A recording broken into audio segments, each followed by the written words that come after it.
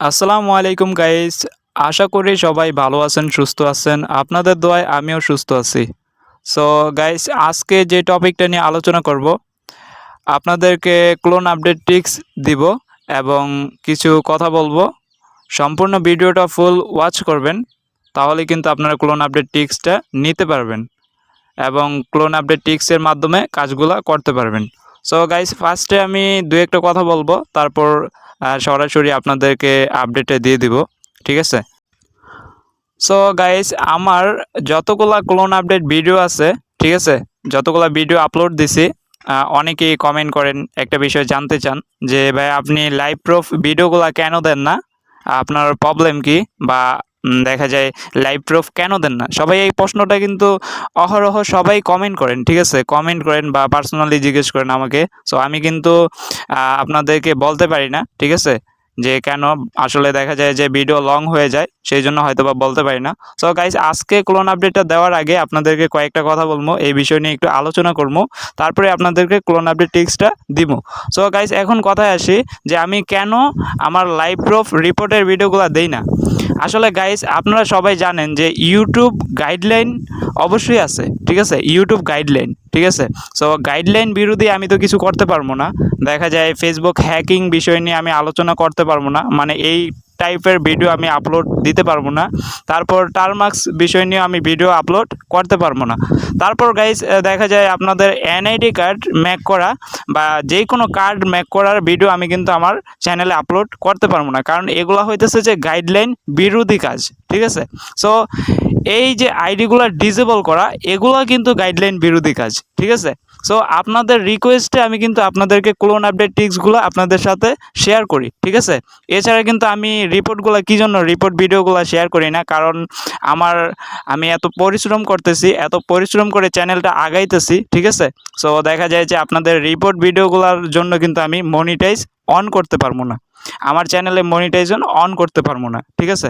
So অনেক YouTuber আছে report video দেয়, শেষ ক্ষেত্রে তারা কিন্তু তাদের চ্যানেলগুলোতে কিন্তু মনিটাইজ অন করতে পারে না, ঠিক আছে। বিশ্বাস না হলে আপনার লাইভ প্রুফ অনেকগুলো চ্যানেল আছে, সাইবার ট্যাক্স বিডি, তারপর অনেকগুলা ইউটিউব চ্যানেল আছে। বিশ্বাস না হলে আপনাদের যে কাউসার ট্যাক্স বিডি, ঠিক আছে, ট্যাক্স বিডি, ওরে জিজ্ঞেস করে দেখতে পারেন, কারণ ওর ভক্ত সবাই আমি জানি, মোটামুটি ওরে সাপোর্ট করেন। সো ও গতকালকের আগের দিন একটা ভিডিও দিছিল, দেখলাম, ঠিক আছে, আমার বিষয় নিয়ে আলোচনা করলো যে আমি বেশি কথা বলি। আচ্ছা, ওই বিষয়ে না কথা বলি, ঠিক আছে।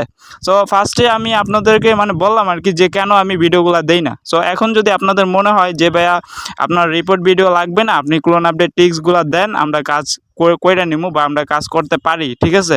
সো সেই বিষয় হইলে আমি রেগুলারলি কোনো ক্লোন আপডেট টিপসগুলো আপনাদের সাথে শেয়ার করব। আর যদি আপনারা বলেন যে ভাইয়া রিপোর্ট ভিডিও ছাড়া ক্লোন আপডেট টিপস ভিডিও দিয়েন না, তাহলে আমি দিব না, সমস্যা নেই, আমার টপিকের অভাব নাই, ঠিক আছে।